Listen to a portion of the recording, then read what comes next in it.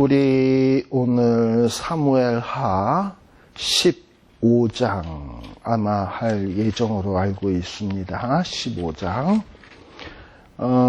우리 지난 시간에는 다윗 왕이 범죄함으로 인해서 다윗 왕의 집에 칼과 재화가 떠나지 아니하는 이런 무서운 이야기들을 살폈습니다. 알다시피 다윗의 맏아들이었던 암논이 자기의 이복 여동생이었던 다말을 강간을 하게 되고, 또 거기에 대해서 붕괴한 이 다말의 동복 오빠였던 압살롬이가 암논을 죽이게 되고, 이러면서 이 다윗의 집안에 끔찍한 일들이 벌어지게 됩니다.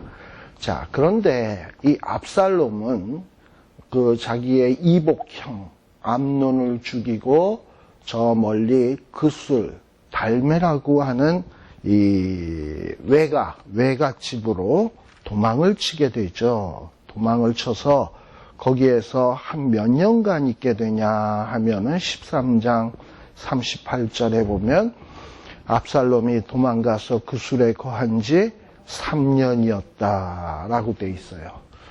그 전에 하나 또 빠졌다. 자기의 그 여동생이 암논에게 강간을 당하게 되니까 압살롬이가 암논을 죽이기 위해서 2년 동안 그야말로 입을 꼭 다물고 벼르고 있다가 이 암논을 치밀하게 계획을 세워서 암논을 살해하죠. 이게 2년 동안 동생이 당한 다음에 2년 동안 웅크리고 있다가 벌인 일이에요. 그리고서는 이 외가 쪽으로 도망가서 3년을 있게 돼요. 그럼 벌써 5년 됐죠. 그래가지고 이 3년을 가 있다가, 그러고서는 이 요압 장군이 이 압살롬하고 다윗을 좀 화해시켜야 되겠다 해서 어떤 이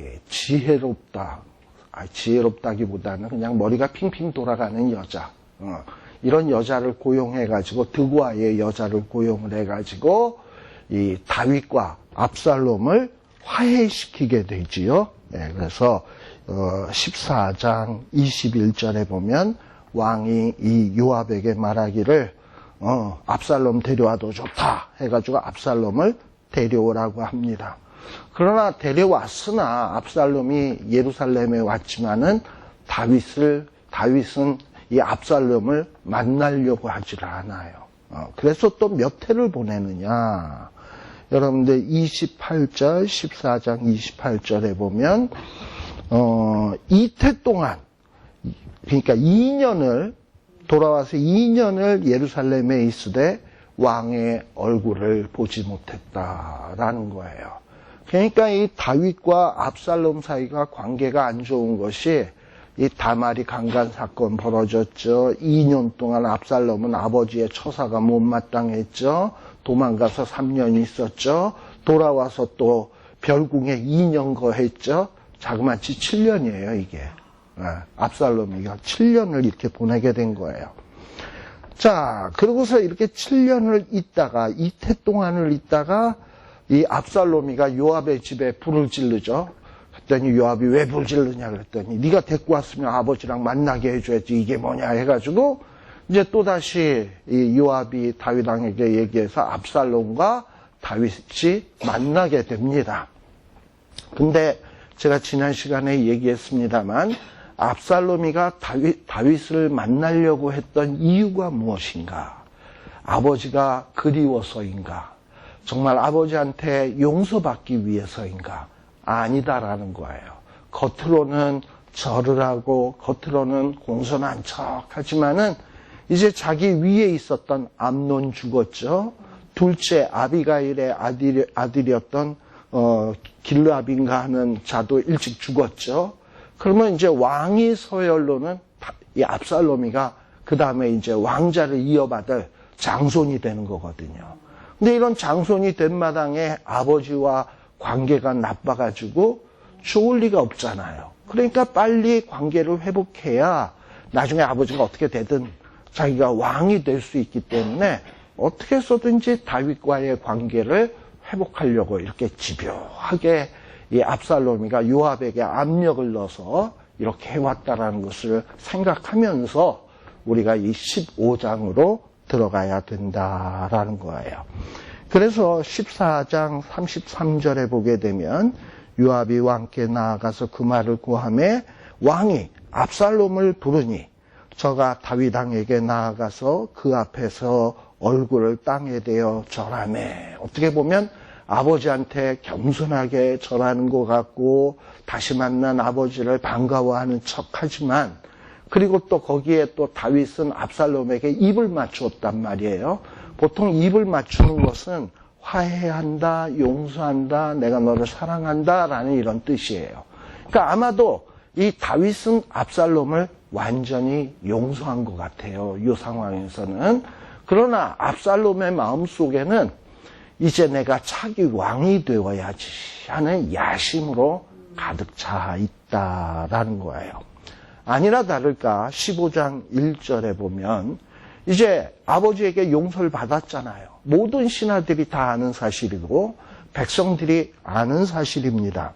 그러다 보니까 이제 이 압살롬은 내가 이제 왕이 되겠구나라는 이런 생각을 하면서 자기 휘하에 사병을 두기 시작을 하는 거예요. 사병.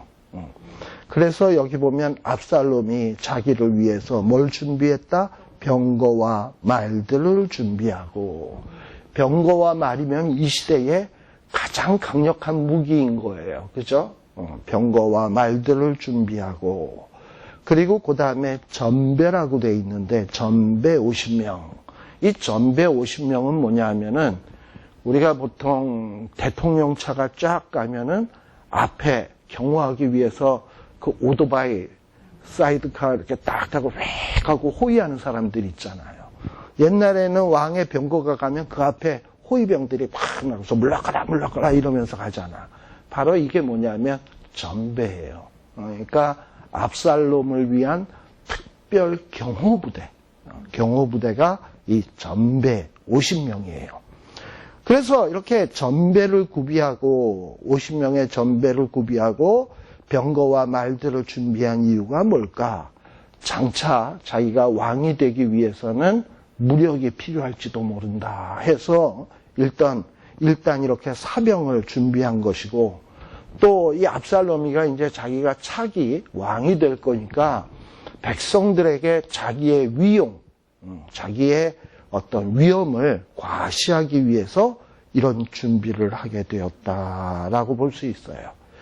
그러니 어찌 보면 이 압살롬은 아버지에 대해서 어떤 반역의 마음을 갖기 시작을 한 거고, 백성들에게는 내가 왕감이다라는 것을 보여주기 위해서 이런 준비를 착착 하는 거예요. 자, 이렇게 일단 겉으로는 이런 준비를 했고요. 또 두 번째 15장 2절에 보게 되면 압살롬은 또 일찍이 일어나서 성문길 곁에 서서 어떤 사람이든지 송사가 있어 왕에게 재판을 청하러 올 때에 뭐 이렇게 나오는데요. 보통 이 성문 앞 길, 여기는 어떤 곳이냐 하면은 이 재판의 장소예요. 사사시대도 보면 성문 앞에서 사사들이 재판을 하게 되고, 욥기에도 보면은 욥이 자기가 성문 앞에서 재판하는 자들과 함께 앉았다라는 얘기들이 나오거든요. 이렇게 마을에, 동네에 유력자들이 성문 앞에 있으면서 백성들의 어떤 이런 시시비비 이런 문제들을 재판해주고 해결해주는 장소가 성문입니다. 그런데 특별히 이스라엘 왕은요, 그래서 자기 그 왕궁 성문 앞에다가 어떤 이 왕을 대리하는 합법적인 재판관을 딱 세워가지고 이 예루살렘의 주민들의 문제들을 재판해주고 이러는 거예요. 그런데 압살롬은 아예 일찍 일어나가지고 그냥 성문을 먼저 가서 차지를 딱 해버리는 거야. 그럼 뭐 다른 재판관이 와도 왕자가 여기 와서 떡 앉아있는데 자기가 재판하겠다고 오겠어요? 그러니까 미리 딱 그 재판하는 자리를 가로채는 거야. 딱 가로채고 성문 깃에 서서, 그리고 이제 사람들은 성문 앞에서 항상 재판이 벌어지니까 시시비비에 문제가 있을 때 성문 앞으로 온단 말이죠. 그랬더니 세자 마마가 거기 떡 앉아있단 말이야. 재판관으로요.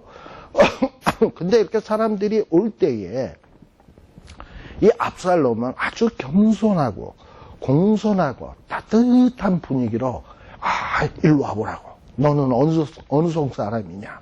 그러면 나는 아무개 지파에 속한 사람이다. 이러면은 딱 만나서 뭐 무슨 문제인지 얘기도 하지 않는데, 지금 자기가 무슨 문제로 왔다라고 얘기도 하지 않는데 뭐라고 얘기하냐면 내 일이 옳고 바르다. 너는 문제가 하나도 없는데 이 왕이 너를 위해서 여기에다가 올바른 재판관을 여기에다가 세워놔야 되는데 그러질 않았구나. 그러니까 내가 너를 위해서 재판을 해줄 테니까 나에게 모든 문제를 얘기를 해라. 뭐 이러면서 내가 너에게 공의의 재판을 해주겠노라 라고 이런 짓거리를 하고 있는 거예요. 자, 이런 태도는 뭐냐? 이 압살롬이가 백성들에게 특별히 뭐 사랑과 관심을 보이는 것처럼 보이려고 그러는 거예요. 그래서 아주 친절한 척. 그래서 자기가 마치 따뜻한 왕이 될 수 있는 사람으로 보여주는 거야.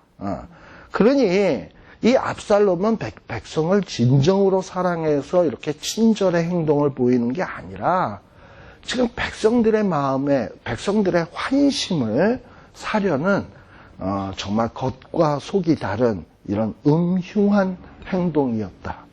또 거기에다가 뭐 문제가 무엇인지 얘기도 하지 않았는데 네가 다 옳고 네가 다 바르다. 뭐 재판도 하기 전에 이미 결론을 다 내려버렸어. 이러면서 상대방에게 무조건 유리하게 말하면은 상대방을 얼마나 좋아하겠어요.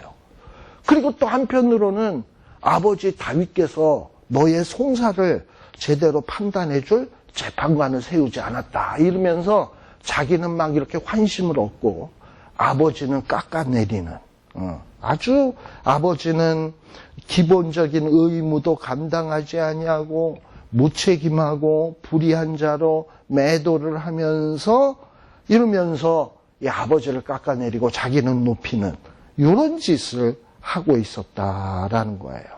그러니까 이 압살롬은 자기가 이 세자라고 하는 신분을 이용해 가지고 뭔가 백성들의 마음을 지금 얻으려고 하는 이런 음흉한 모략을 꾸미고 있다라는 거예요. 또 5절에도 보게 되면 뭐라고 얘기하냐? 사람들이 가까이 와서 이 세자에게 절을 하려고 하면, 세자니까 신분이 높으니까 절하려고 할 거 아니에요. 무슨 이게 절을 하냐고 막 일으켜 세워가지고, 절은 무슨 나한테 절이냐고 뭐 이러면서 그 입을 맞춰주고 막 이러는 거야. 그러면 막 사람들은 황공해가지고 뭐 집에 가서 입도 안 씻어. 근데 이거를 갖다가 뭐라고 얘기하냐? 6절에 보면 이스라엘 무리 중에 왕께 재판을 청하러 오는 자들에게 압살롬의 행함이 이 같아서 뭘 했다? 이스라엘 사람들의 마음을 도적했다. 이 도적했다라는 것은 지금 이 압살롬의 행동이 정당하다는 얘기입니까? 부당하다는 얘기입니까? 부당하다는 얘기죠. 백성들의 사랑은 현재 살아있는 왕에게 가야지.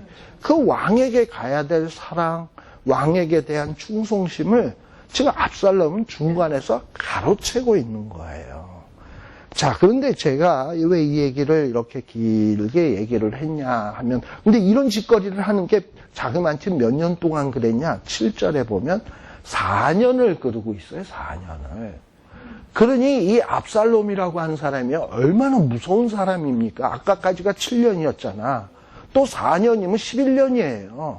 그러니까 자기 여동생이 그때 강간당하는 것을 보면서 아버지가 어떻게 처리하나 보자 이랬던 거야. 그런데 아버지가 암논을 징계 안 했거든요. 그러니까 2년 뒤에 죽이고. 그리고 아버지에 대해서 반감, 또 암논을 죽인 것은 단순히 여동생에 대한 복수라기보다는 암논만 죽이면 자기가 세자잖아요. 그래서 이미 그때부터 왕권에 대한 욕심이 꽉 차 있었던 사람이에요. 근데 이것을 감추고 얼마 동안 있었냐? 11년. 무서운 사람이죠. 그러니까 이렇게 별거 아닌 사람은 어떤 사람이냐? 화난다고 그냥 즉각적으로 확 내는 사람은 이건 하나도 안 무서워, 그런 거는. 왜냐하면 딱 보면, 표정 보면, 화났구나 딱 알잖아요. 이게 개도 말이죠. 막 하고 짖는 개는, 그건 지가 겁이 많아서 그래. 지가 겁이 많아서 그런 개는 똥 깨고 하나도 안 무서워. 근데 여러분들 못생긴 게 핏불이라고 하는 개 아시나? 눈 찢어져가지고 생긴 것도 되게 못생긴데요. 걔는요, 안 짖어요. 보고 있다가 그냥 와서 확 물어요. 그런 애가 무서운 애예요.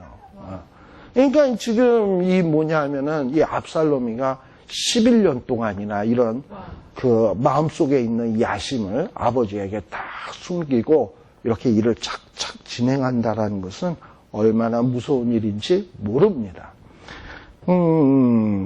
그리고 그 다음에 또 어떤 일을 벌였냐, 이 압살롬이가. 여기 7년에 보면 또 이제 4년이 이런 식으로 백성들의 마음을 도적질하고요. 그러면서 4년 만에 드디어 압살롬이 왕에게 말을 합니다. 너 왕에게 무슨 말을 하냐? 아버지, 제가 여호와께 서원한 것이 있습니다. 그러면서 서원한 게 있어서 하나님 앞에 가서 이 서원제를 드리면서 제사를 좀 드려야 되겠는데, 그러기 위해서는 제가 헤브론에 좀 다녀와야 되겠습니다. 이런 얘기를 하는 거예요. 근데 압살롬이가 여호와께 서원한 것이 있다? 성경에는 전혀 그런 흔적이 나와 있지 않아. 그러니까 지금 이 압살롬은 진짜 서원한 게 있는 게 아니라 지금 서원을 빙자해서 아버지를 속이고서 이 헤브론에 가서 뭔가 일을 꾸미러 가려고 하는 거예요. 근데 왜 헤브론에 가서 자기의 서원한 거 제사를 드리러 간다라고 얘기를 하냐 하면은 이 헤브론이라고 하는 지역에 좀 의미 있는 곳이에요. 왜 의미 있냐? 이 아버지 다윗이 처음으로 왕으로 등극할 때 물론 그때는 유다 지파만 지지를 했어요. 어쨌든 유다 지파가 지지를 해가지고 기름 부음 받고 왕이 되었던 장소가 헤브론이야. 그러니까 아버지가 헤브론에서 왕이 되었으니 나는 왜 안 되냐? 나도 헤브론에서 여기 가서 왕이 돼야 되겠다. 또 헤브론은 지금 예루살렘하고 떨어져 있잖아요. 그리고 헤브론은 예전에 갈렙이 점령했던 곳이에요. 갈렙이 저 산지를 내게 주소서. 그런데 거기 성경에 보면 뭐라고 나왔냐면 그곳은 헤브론 기럇 아르바라, 아낙 사람이 거기 거하였더라. 아주 키가 크고 장대한 사람이 살았고 그 헤브론은 산지에 있기 때문에 요새예요, 요새. 그러니 뭔가 압살롬은 거기에서 자기가 혁명을 일으키면 뭔가 혁명을 진압하는 군대가 올 거를 능히 짐작을 하잖아요. 그랬을 때 요새와 같은 곳에 있어야지, 그래야지 자기를 보호할 수 있지. 그냥 확 트인 곳에 있다가는 혁명 일으켰다 그날로 끝나게. 그러니까 일부러 헤브론에 가겠다고 얘기를 하는 거예요. 또 헤브론에 가는 또 한 가지의 이유가 있어요. 그 이유는 뭐냐 하면 이런 거예요. 헤브론은 처음에 다윗이 거기에서 왕이 되었고 왕도가 되었던 곳입니다. 그런데 다윗이 헤브론에서 7년 동안 통치를 하다가 예루살렘을 점령하게 돼요. 그리고서는 예루살렘으로 수도를 이동하게 됩니다. 그러니 헤브론에 살던 사람들은 왕이 그곳에 있을 때는 모든 문화, 경제, 상업 모든 것들이 다 발전하고 모든 이스라엘의 유다 나라의 중심이 헤브론이었는데 왕이 이제 예루살렘을 점령하고 글로 수도를 딱 옮기니까 모든 경제, 상업, 문화 이런 것들이 절로 쫙 이동을 가버리는 거야. 그러니 헤브론 사람들은 기분이 좋다 나쁘다? 기껏 우리가 저거 왕 만들어 놨더니 12지파의 왕 되더니 우리를 버리고 딴 도시로 가? 이러고선 기분이 되게 나쁘거든요. 그러니까 그거를 누가 아냐? 압살롬이가 아는 거야. 그래서 이 압살롬이가 뭘 조장하는 거냐면 지역 감정. 그러니까 이 통치자들은 얼마나 교활한지 몰라요. 그래서 뭐 어떤 지역적으로 개발이 안 된 사람들의 그 섭섭한 마음을 막 부추겨가지고 현 시국에 대해서 불만을 품게 하고, 그리고 자기가 혁명을 일으킬 때 자기를 돕는 세력으로 확 끌어들이는, 이게 벌써 다윗 시대 때 벌어진 일이에요. 뭐 오늘날 있는 게 아니고. 그래서 이 압살롬은 벌써 이 헤브론 사람들이 다윗 왕에 대해서 섭섭한 마음을 갖고 있을 것이다 라는 것을 딱 알고 헤브론에 가기로 한 거예요. 근데 이런 거를 위장하기 위해서는 어떻게 해야 되냐? 아버지가 신앙 좋은 사람이잖아. 아버지, 제가 여호와께 서원한 것이 있는데 서원제를 드려야 되지 않겠습니까? 근데 내가 헤브론에 가서 거기에서 서원제를 드리려고 하나이다. 그러니까 아무리 불효막심한 자식이라도 예배 보겠다는데, 하나님 앞에 약속한 것을 지키겠다는데 장로님 아버님이, 목사님 아버님이 안 돼! 이렇게 얘기를 하겠습니까, 그걸? 그래? 예배 봐? 해야지. 가라. 의심하지 않고 다윗은 보내는 거예요.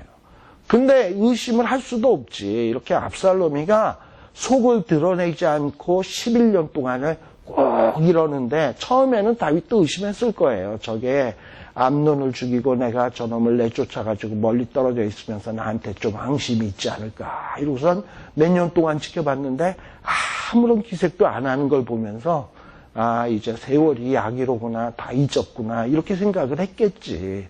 그런데 이 압살롬은 그게 아니었어요. 이렇게 음탕한 마음을, 아주 음흉한 마음을 가지고 이거를 차곡차곡 실행해가는 무서운 사람입니다. 자, 근데 제가 이 얘기를 왜 하느냐 하면은, 지금 이 압살롬은 다윗만을 사랑해야 될 사람들의 마음을 빼앗는 사람이야. 압살롬이. 그렇죠? 다윗이 받아야 될 사랑을 자기가 가로채는 거라고요. 그런데 다윗이 딱 요 죄를 지은 거예요. 이전에. 누구에게? 우리아가 받아야 될 사랑. 누구에게? 밧세바에게 우리아가 사랑을 받아야 되잖아요. 그런데 다윗은 목욕하는 밧세바를 보고서 어떤 마음속에 이 정욕이 불릴 듯 하면서, 자기 밑에 있는 말 잘하고 아주 설득력 있는, 이런 설득력 있게 말을 잘하는 신하들을 보내가지고 그 밧세바의 마음을 다윗이 도둑질해 왔거든. 그래가지고 밧세바를 범해버렸거든요. 진짜 한 남편의 아내를 자기 것을 만들어버렸단 말이죠. 백성들은 다윗의 백성인데 지금 이 백성을 압살롬은 자기의 백성으로 만들고 있는 거예요. 그러니 이게 모양만 조금 달랐지, 우리 하나님은 그야말로 행한 대로 보응하시는 하나님이구나. 남의 마음을 빼앗으니까, 다윗도 정말 자기를 사랑해야 될 사람들의 그 마음을 남에게 빼앗기게 되는구나 라는 것을 보게 되는 거예요. 자, 그래서 이렇게 또 압살롬이가 또 어떤 일을 벌이느냐 하면은, 9절에 보니까 이제 다윗 왕이 허락해서 헤브론에 가게 되지요. 자, 그런데 이 헤브론에 가면서 이제 압살롬은 또 누구를 보내냐? 10절. 정탐꾼들을 이스라엘의 모든 지파 가운데 두루 보내는 거예요. 그러면서 왜 이 정탐꾼들을 보내느냐? 자기가 어떤 혁명을 일으키게 되면 어떤 지파가 나를 지지할까? 어떤 지파가 다윗 편에 설까? 이런 거를 알아야 자기가 어떤 작전 계획을 짤 거 아니에요. 그래서 뭔가 민심의 동향이라든지 어떤 자기가 거사를 진행을 할 때 실패하지 않으려면 미리미리 정지 작업을 해야 되거든. 그러기 위해서 이렇게 정탐꾼을 보내는 아주 세심한 주의를 하는 이런 사람이 압살롬이다. 거기에다가 이제 자기가 자기 편에 속한 지파들이나 자기를 지지하는 사람들에게는 뭐라 그러냐? 내가 나팔을 불면 이게 내가 혁명을 일으키는 신호니까 너희들은 그때 내게 모이면 된다. 뭐 이런 식으로 사인을 다 주는 거예요. 그러니 이 압살롬이 얼마나 주도 면밀한 사람인가 하는 것이에요. 그리고 또 11절에 보게 되면 이 압살롬에게 청함을 받은 200명의 사람이 있어요. 이 200명의 사람은 누구냐 하면은 다윗의 그 신하들, 궁궐에 있는 신하들 가운데 뭐 재무부 장관, 국방부 장관, 외교부 장관 이러면서 내가 서원제를 드리러 헤브론에 가는데 같이 갑시다 하고 데리고 가는 거야. 왜냐? 이렇게 해서 다윗의 신하들을 다 데리고 가버려야 이 다윗의 손발을 딱딱딱딱 끊어놓은 거 아닙니까? 이런 식으로 200명을 데리고 가는 거야. 그리고 데리고 가서 압살롬은 자기 부하들을 시켜서 너 내가 이제 혁명할 건데 너 내 편 쓸래? 아니면 다윗 편 할래? 그럼 사람들이 칼 들이대는데 어떡하겠습니까? 압살롬 편 해야지. 만일에 다윗 편 하겠다면 그 자리에서 목을 치는 거죠, 뭐. 그러니 이 압살롬이 얼마나 이 혁명을 일으키기 위해서 주도 면밀하게 하고 있는가라는 것을 볼 수 있어요. 아주 무서운 사람이에요. 자, 그런데 이 200명의 사람들은 뭐 압살롬이 서원제 드리러 간다 그러니까는 무슨 영문인지도 알지 못하고 그런가 보다 하고 아무 뜻 없이 예루살렘에서 압살롬과 함께 헤브론으로 갔다라는 거예요. 또 이것만 가지고서는 압살롬이 혁명을 일으키기에 성이 안 차는지 이 제사를 드리면서, 그러니까 제사 드린다 그랬으니까 제사 드리는 척은 해야 될 거 아니에요. 그러면서 압살롬이 사람을 보내서 누굴 데리고 왔냐? 다윗의 모사 아히도벨이라고 하는 사람을 청하여 왔어요. 아마도 이 아히도벨이라고 하는 사람은 아주 뛰어난 사람이었던 것 같아요. 머리가 핑핑 돌고, 그리고 어떤 다윗에게 있어서는 제갈공명 같은 이런 사람이었어요. 근데 저런 자가 다윗 옆에 있다가는 뭔가 자기의 이 혁명 계획이 들통이 날 것 같고 실패할 확률이 높잖아요. 그러니까 아히도벨을 빨리 데리고 와서 자기가 회유를 하든지 협박을 하든지 해서 자기 편을 만들어야 돼. 그래서 아히도벨을 데려오게 됩니다. 자, 근데 이 아히도벨이라고 하는 사람은 어떤 사람이냐? 아주 뛰어난 사람이고요. 그리고 뛰어난 사람이지만 이게 아마 압살롬이가 다 신분조사를 해봤던 것 같아. 여러분들 23장, 요 사무엘하 23장 34절 한번 보세요.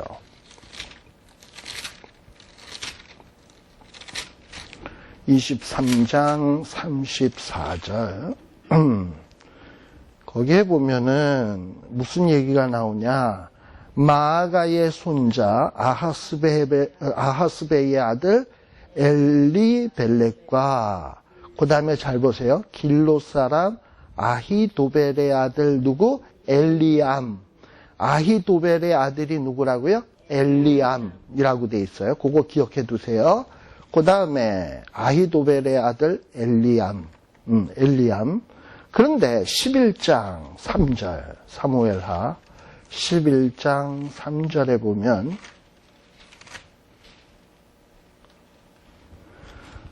자, 거기에 보면 다윗이 보내요. 그러니까 이제 다윗이 지붕 위에서 바세바가 목욕하는 거 봤죠? 그래서 이 여인이 어떤 여인인지 알아보기 위해서 사람을 보내서 알아보니까 이 바세바가 누구의 딸이다? 엘리암. 자, 아까 엘리암의 아버지는 누구라고요? 아히도벨. 그러면 바세바와 아히도벨의 관계는 무슨 관계? 손녀. 그러니까 아히도벨이라고 하는 사람은 다윗 시대 때부터 제갈공명 같은 신하에서 나이가 많았던 것 같아요. 근데 자기 아들이 누구냐면 엘리암이야. 그리고 그 딸이 누구냐면 바세바야. 아시겠어요? 그러니까 자기 외손녀딸인 거야. 손녀딸. 그런데 손녀딸인데 이 손녀딸이 누구랑 결혼했죠? 우리아랑 결혼했는데 다윗이 어느 날 목욕하는 것을 쓱 보고 알아보고서는 됐다가 완전히 몸을 더럽혔단 말이죠. 아히도벨 같은 사람이 다윗 신하로서 측근에 있는데 그런 일들을 몰랐겠어요? 알죠? 그리고 나중에 그 우리아를 요압을 시켜서 죽였다? 이거 모르겠어요? 알죠? 그 머리가 핑핑 돌아가는 사람이. 그러면 이 아히도벨이 다윗에 대해서 야, 이 왕은 내가 정말 목숨을 바쳐 충성해야 될 정말 나의 주군이로구나 이렇게 생각하겠어요? 속으로? 아이 개자식 이러고 생각했겠어요? 뻔하죠? 이 나쁜 놈. 어떻게 내 외손녀딸을 지금 가정 잘 이루고 사는 여자를 됐다가 그러고서는 사위는 죽이고 이게 뭐 겉으로만 성군이지 이건 속은 완전히 개자식이네. 뭐 이런 생각을 충분히 아히도벨은 한단 말이죠. 근데 이런 거를 또 누가 아냐 이런 마음을. 압살롬이가 아는 거야. 저 아히도벨이 제갈공명인데 다윗의 모든 작전, 정책, 뭐 계략 이런 것은 다 아히도벨에게서 나오는데 저 아히도벨이 있는 한은 다윗을 압살롬이가 이긴다는 게 쉽지 않거든요. 근데 저 아히도벨을 어떡하지? 이러고 연구를 해보니까 저 아히도벨의 외손녀가 밧세바였지. 밧세바와 다윗이 그렇고 그랬지. 그렇다면 저 아히도벨은 충분히 내 편이 될 수 있어. 다윗에게 대해서 반감을 갖고 있으니 내 편이 될 거야. 라는 이런 또 생각을 하는 이 압살롬은 또 얼마나 대단합니까, 또. 그쵸? 그러니까 이 다윗 궁궐 안에도 이 계략과 또 어떤 모략과 이런 거에 의해서 막 그냥 지금 왕권이 왔다 갔다 하는 거야. 그래가지고 이 아히도벨을 데려오게 되는 겁니다. 그래서 이 15장에 나오는 이 아히도벨이 오게 되는 이유가 바로 그런 것이다라는 거예요. 자, 그러니 이 아히도벨도 돌아와가지고 뭐라 그러겠습니까? 당신이 다윗을 치는 일에 내가 돕겠다. 나와 함께하겠다. 뜻을 함께하겠다. 하는 거예요. 그래서 아히도벨도 압살롬 편.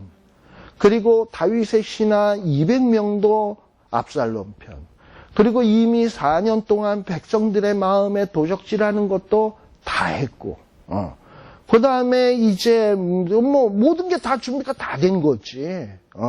그래서 이 압살롬 딱 보니까는 압살롬에게 또 압살롬이 지난번에 얘기했습니다만 압살롬이 머리털도 많고 잘생기고 아주 뭐 생긴 게 왕감이라 그랬잖아요. 그러니까 저자가 왕이다 그러고서는 글로 줄을 쫙 서는 거야.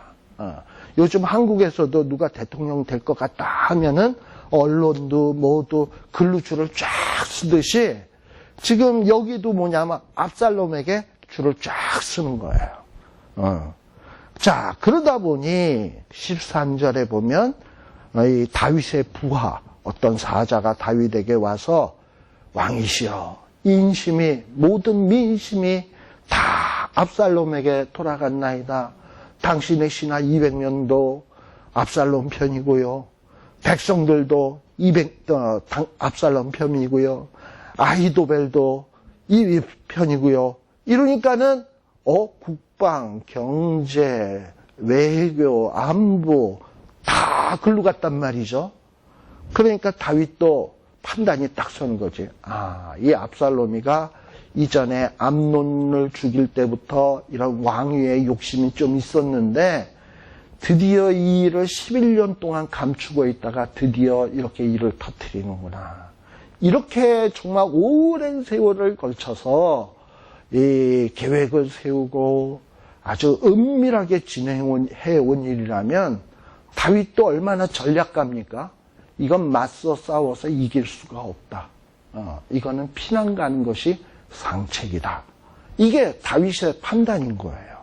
근데 왜 다윗이 또 이렇게 예루살렘에서 피난을 가려고 하느냐? 14절에 보면 다윗이 예루살렘에 함께한 모든 신복에게 일어나 도망하자 라고 얘기하잖아요.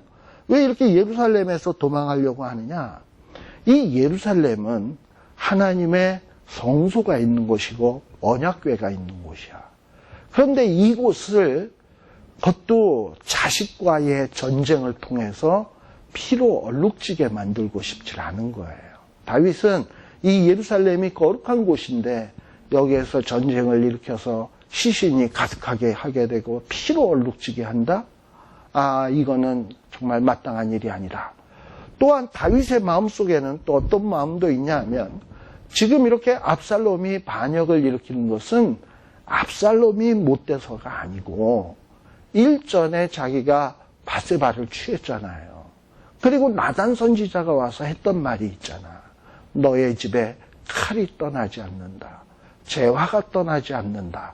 라고 예언을 했기 때문에 다윗은 이런 사신의 말을 딱 듣는 순간 하나님이 드디어 나에게 회초리를 들이시는구나.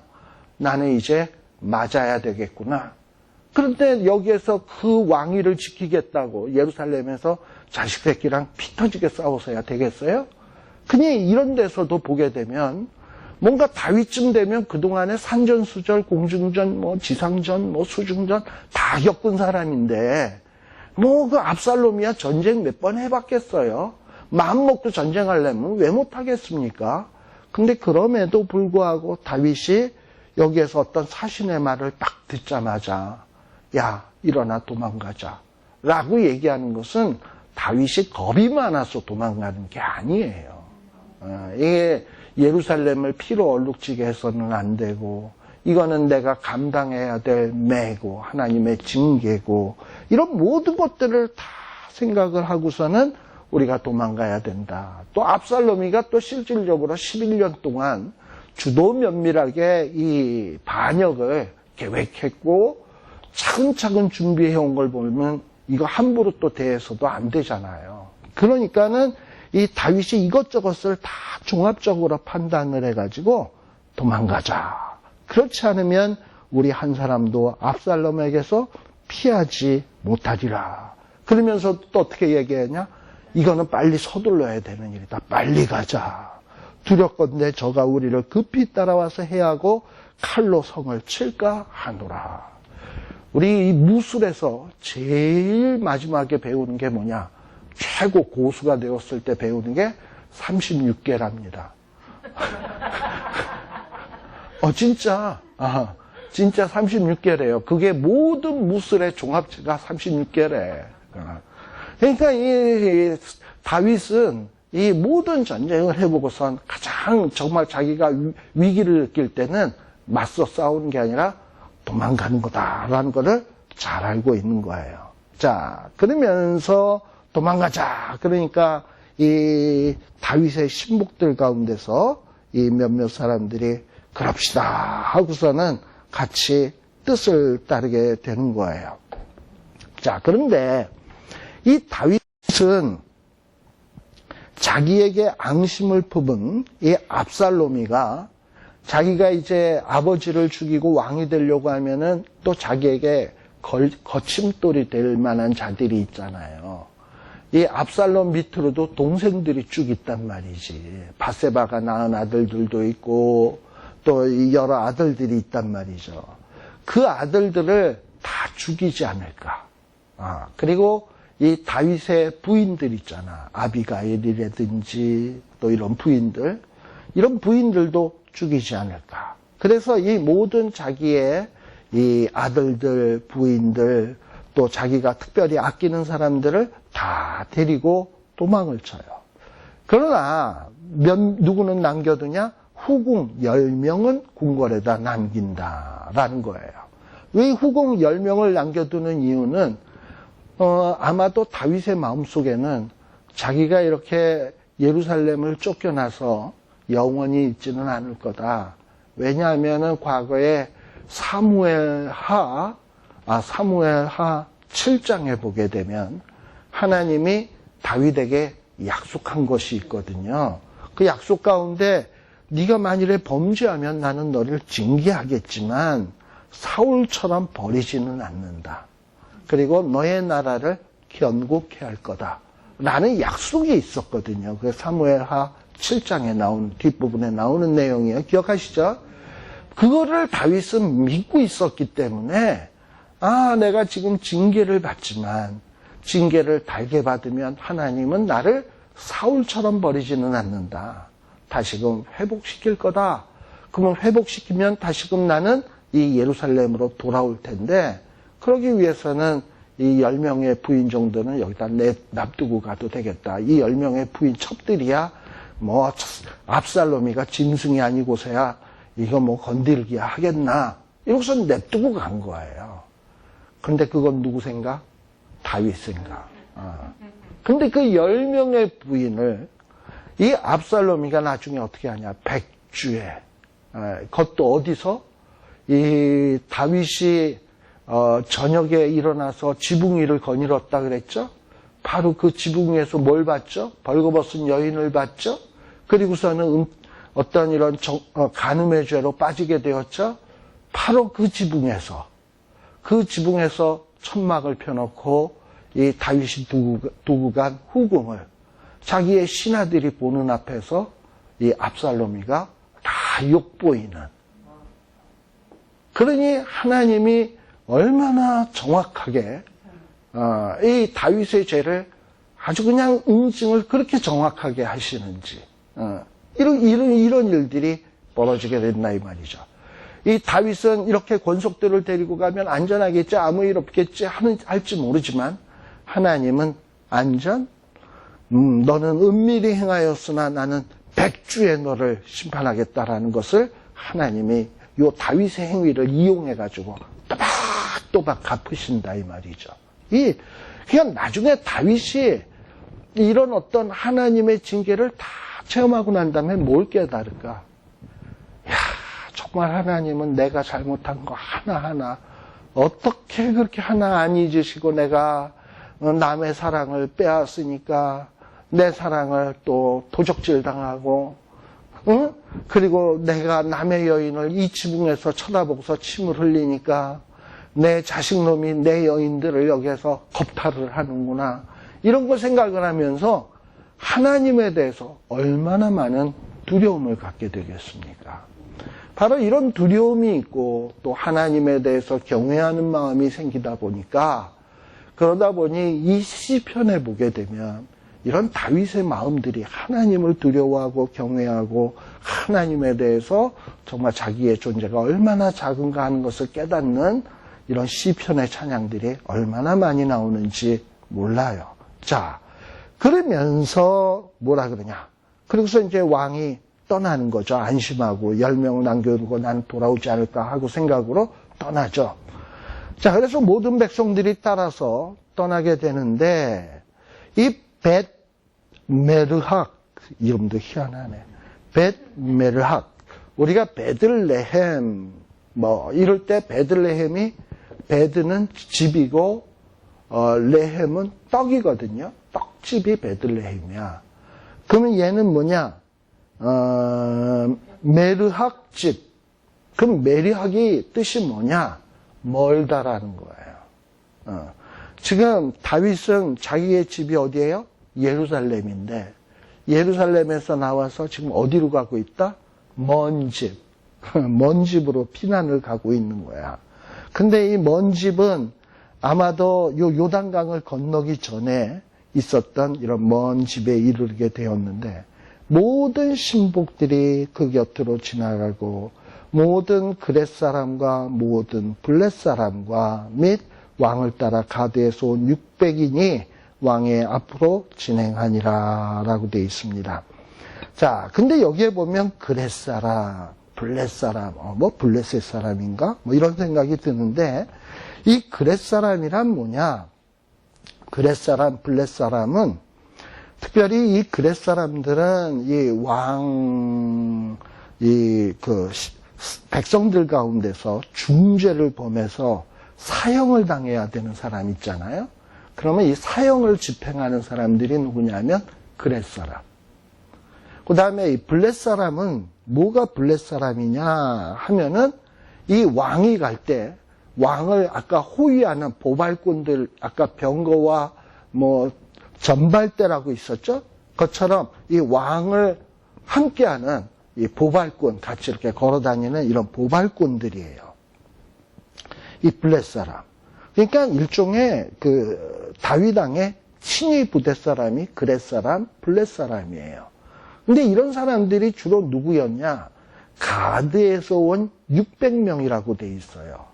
우리가 그거 기억하시나? 다윗의 생애에서 이 다윗이 미갈에게 도움받고 요나단에게 도움받고 제사장 아히멜렉에게 도움받고 뭐 도움받았지만 그 도움들은 영원한 도움이 되지 못했다. 그래서 다윗이 도망쳐가지고 심지어는 블레셋으로 망명까지 갔었는데 거기서도 안전치 못해서 광야에 나와서 어느 굴 속에 들어가서 기도했다. 그러면서 내 마음이 확정되고 확정되었사오니 했던 거 기억하시나요? 네. 그러면서 다윗이 그때 은혜를 딱 받고 거기에서 하나님의 은혜를 체험하고 나는 이제 주만 의지하겠다 이러면서 내 마음이 확정되고 확정되었다라고 고백한 다음에 그 다음에 이 뭔가 병든 자, 환난 당한 자, 억울한 자 400명이 모여왔다 그랬죠? 그리고 그 400명 중에서 또 나중에 또 200명이 더 늘어나서 600명이 되었다 그랬죠? 바로 이 600명이 뭐냐면 다윗이 왕이 되기 전부터 정말 생사고락을 같이 했던 동지들이야. 근데 이 동지들이 다윗이 왕이 된 다음에도 다윗의 친위부대가 된 거야.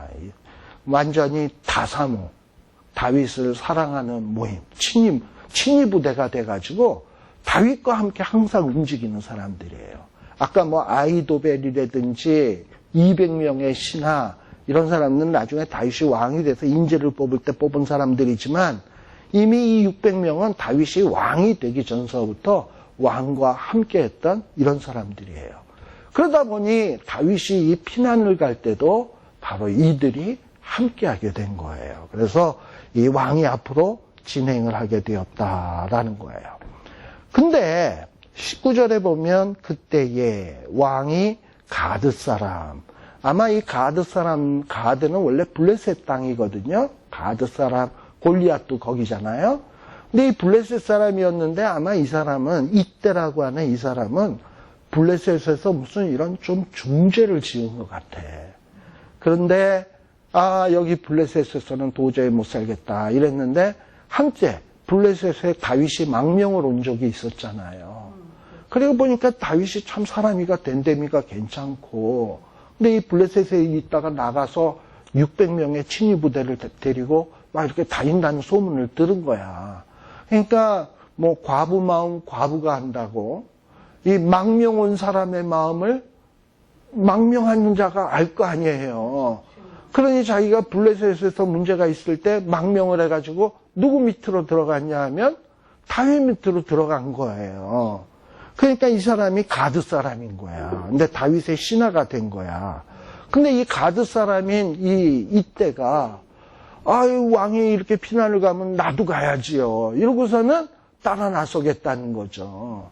그런데 다윗은 이 가드 사람이 얘는 이스라엘 사람이 아닌데 지금 괜히 지금 이스라엘 왕과 이스라엘의 왕의 아들 세자 사이에 이스라엘 것 동족 가운데 왕과 왕자 사이에 지금 전쟁을 벌이는 마당에 거기에 이방인이 왜 껴?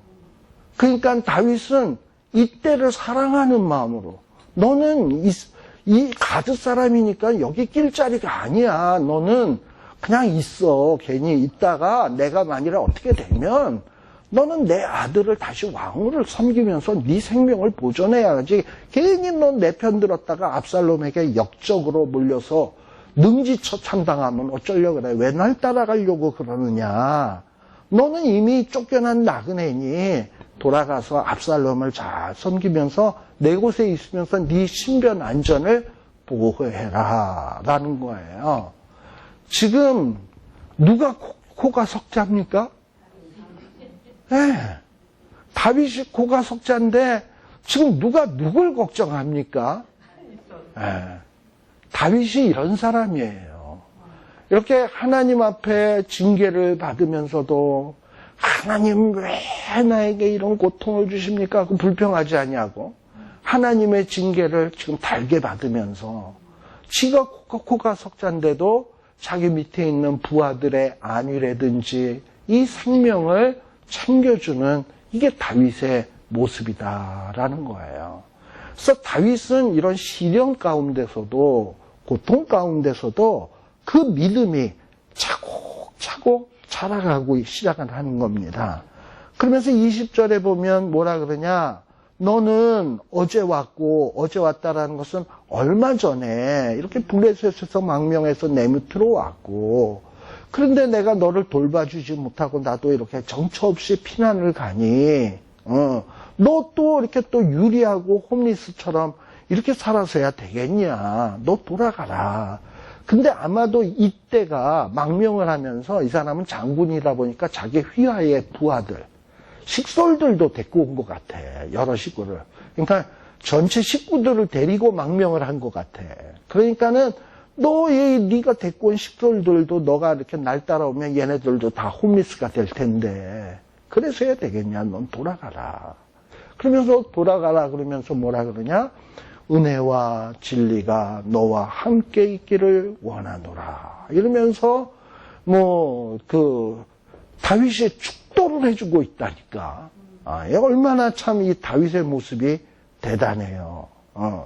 자, 그랬더니 이때는 또 어떠냐?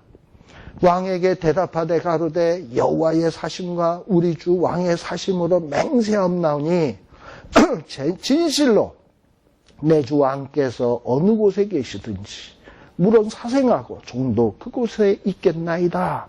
마치 룻기에 보면 룻이 어머니 나오미에게 했던 말이 생각나죠? 당신이 가는 곳이면 난 죽어도 가고 죽는 곳까지 따라가겠다 이러는 거예요. 그래서 뭐라 그러냐? 다윗이 이때에게 말하기를 그래? 그렇게 너가 나와 함께 가기를 원해? 그래, 그러면 앞서 먼저 이 요단강을 건너가. 그리고 기다리고 있어. 하매 이 가드 사람 이때와 그 종자들과 그와 함께한 아이들이 다 먼저 강을 건너갔다라는 거예요. 근데 이 후일에 이때는 다윗의 부하 가운데 3명의 용장이 있거든요. 용장 가운데 한 사람이 돼요. 이때가. 이제 나중에 보면 나올 거예요. 그러니까 이때를 잘 기억해 두라고요. 이 사람이 개인이 나오는 게 아니야. 이때가 아주 유명한 사람이에요. 자, 이러고선 다윗이 피난을 가니까 온 땅의 사람들이 통곡을 하고 또 백성들이 먼저 건너가고 왕도 기드론 시내를 건너가니 이제 드디어 모든 백성이 어디로 향한다? 광야길. 이전에 출애굽을 해서 40년 동안 정말 허허벌판을 헤매었던 그 광야 생활을 지금 다윗이 다시 시작을 하는 거예요. 자, 그런데 하나님께서는 우리에게 시험을 주시고 시련을 주실 때 어떻게 하시냐? 감당할 만한 시험을 주세요. 그리고 감당 못할 것 같으면 어떻게 하시냐? 피할 길을 내신다. 그러니까 지금 다윗에게는 지금 혹독한 시련이 있는 거예요. 근데 그런데도 이렇게 견딜 수 있었던 것은 어디냐? 사실 자식에게 배신당한 것만큼 그 처절한 배신감이 어디 있겠어요? 그런데 그 대신에 생각지도 못했던 가드 사람이 자식 이상으로 자기를 따르는 이런 모습을 볼 때 다윗이 얼마나 위로를 받겠냐고. 그렇죠? 예. 그러니까 하나님은 다윗이 이런 시련 속에서도 견딜 수 있도록 이렇게 위로자들을 옆에 신학 가운데서 위로자들을 허락하셔. 지금 이 기드론 시내를 건너갈 때 그리고 광야로 나아갈 때 이 다윗의 마음이 얼마나 억장이 무너지고 처참했겠습니까? 그런데 25절에 보면 또 누가 나오냐? 24절에 보면 또 누가 나오느냐 하면은 막 그냥 다들 눈물을 흘리면서 기드론 시내를 건너면서 광야길로 나아가는데 가다 보니까 사독 그와 함께한 모든 레위 사람 이런 사람들이 뭘 갖고 왔냐면 언약궤를 들고 온 거야 예루살렘에서. 그리고 또 누구도 왔냐? 아비아달도 왔단 말이죠. 자, 여기서 말하는 이 사독은 누구냐 하면 우리 그 레위의 아들들을 보게 되면 말이죠. 그 아론의 아들 가운데 나답과 아비후가 있었죠. 얘네들은 다른 불을 들이다가 불에 타 죽었죠. 그 다음에 남은 자식이 엘르아사라고 이다말이라고 있었어요. 두 아들이. 그런데 여기 이 사독은 아론의 아들 가운데 세 번째 아들 엘르아살의 후손이고, 또 아비아달은 우리 다윗이 피난 갈 때 그때 아히멜렉이라고 하는 제사장의 집에 가서 골리앗의 칼과 떡 얻어 먹었던 적 있죠? 그의 아들이야. 그런데 얘네는 누구의 아들이냐? 아론의 네 번째 아들 이다말의 후손이에요. 근데 아마 다윗 시대에는 이렇게 엘르아살의 후손도 또는 이다말의 후손도 다 같이 제사장 노릇을 하고 있었어요. 근데 이 두 제사장 노릇을 하고 있는 사람들이 뭐냐? 예루살렘에 있는 언약궤를 들고 다윗이 피난을 가는데 갖고 가시라고. 왜 그랬겠습니까? 이 언약궤가 함께 가야 하나님이 함께 하시고 하나님이 도와주지 않겠나 하는 이런 생각으로 갖고 온 거죠. 과거에 옛날에 엘리 제사장의 두 아들도 홈리와 비누아스가 전쟁에 나갔을 때 전쟁에 지니까 언약궤 들고 나갔잖아요. 근데 지들은 신앙 개떡 같으면서도 언약궤만 들고 나가면 이길 줄로 생각했잖아요. 아마도 그런 마음이 좀 있었나 보지. 다윗이 이겼으면 하는 마음에 다윗에게 정통성이 있다는 것을 보여주기 위해서 언약궤를 다윗 있는 쪽으로 갖고 온 거야. 근데 그런 모습을 봤을 때 이렇게 제사장들이, 레위인들이 자기를 지지하는 모습을 볼 때 얼마나 또 마음에 위로가 되었겠습니까? 그죠? 예. 뭐, 우리 오늘날 그 한국에도 보게 되면 박근혜 대통령이 참 한심하게 되어 있습니다만 또 어떤 박사모 이런 사람들은 백만송이 꽃송이 해가지고 뭐 박근혜 청와대로 보내기도 하고 지금은 이제 삼성동 사저에 나와 있는데 또 박사모 사람들이 모여서 힘내세요, 울지 마세요, 막 이런 얘기를 할 때 또 이 박근혜 대통령이 또 한편으로는 모든 사람이 다 날 버린 게 아니구나, 나를 사랑하는 사람들이 또 있구나 이러면서 얼마나 많은 위로를 받겠습니까? 이것처럼 또 이 당시에 이렇게 다사모가 있었단 말이죠. 그래서 이 레위 사람, 사독제사장 이런 자들이 오게 된 거야. 그런데 여기에서 놀라운 점이 25절, 26절인데요. 이것만 하고 잠시 쉬었다 가겠습니다. 이 다윗은 사독제사장에게 말하기를 이 언약궤를 예루살렘 성으로 도로 메어가라. 내가 이 피난길에 이 언약궤까지 고생시키고 싶지 않다. 도로 갖고 가라. 그리고 이 다윗은 뭘 알았냐 하면 엘리의 엘리 제사장의 두 아들 홈리와 비누아스와는 다르게 언약궤가 있다고 내가 회복되는 게 아니고 진짜 중요한 것은 하나님의 은혜가 함께하고 하나님이 나에게 은혜를 베푸셔야 내가 회복될 수 있는 것이지 언약궤 들고 간다고 회복되지 않는다라는 것을 너무나 잘 알고 있었어요. 그래서 언약궤 도로 가져가라. 그래서 뭐라고 얘기합니까? 내가 여호와 앞에서 은혜를 얻으면, 언약궤 없어도 여호와의 은혜를 얻으면 하나님은 나를 도로 인도하사 내게 그 궤와 그 계신데, 여기가 어디겠습니까? 성소지 뭐. 성소로 다시 인도할 것이다.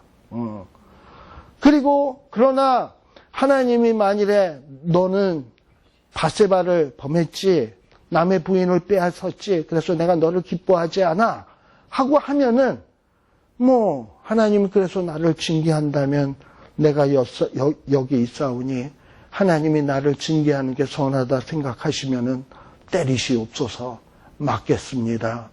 이러고서는 이러겠다는 거예요. 이러고선 이 다윗이 자기의 죄를 인정하고 자기의 모든 운명을 하나님 앞에 내어 맡기는 이런 모습, 징계를 받으면서도 바로 이런 모습들이 뭐냐면 진정한 회개인 거예요. 이런 회개의 모습이 바로 상한 심령이요, 하나님의 마음을 기쁘게 하는, 원래는 순종이 제사보다 낫고 상한 심령이 제사보다 나은데, 근데 진짜 더 나은 것은 순종이 나은데, 완전히 100% 순종하는 사람은 없다 그랬잖아요. 그러면 이제 우리가 하나님을 만족시킬 수 있는 방법은 뭐냐? 죄를 지었을 때 하나님 앞에 이렇게 정말 회개하고, 내가 맞아야 된다면 맞고, 맞으면서도 하나님 난 맞아도 싸요 이러고 맞고, 그리고서 그래도 하나님이 은총 베푸시면 나는 회복될 수 있어. 그리고 하나님의 처분만 기다리고, 이게 바로 회개의 모습이다라는 거예요. 바로 이런 모습이 있었기 때문에 다윗이 하나님의 마음에 합한 사람으로 변화되어져 갔다. 반면에 사울에게는 이런 모습이 없었던 거예요. 잠시 쉬었다 가겠습니다.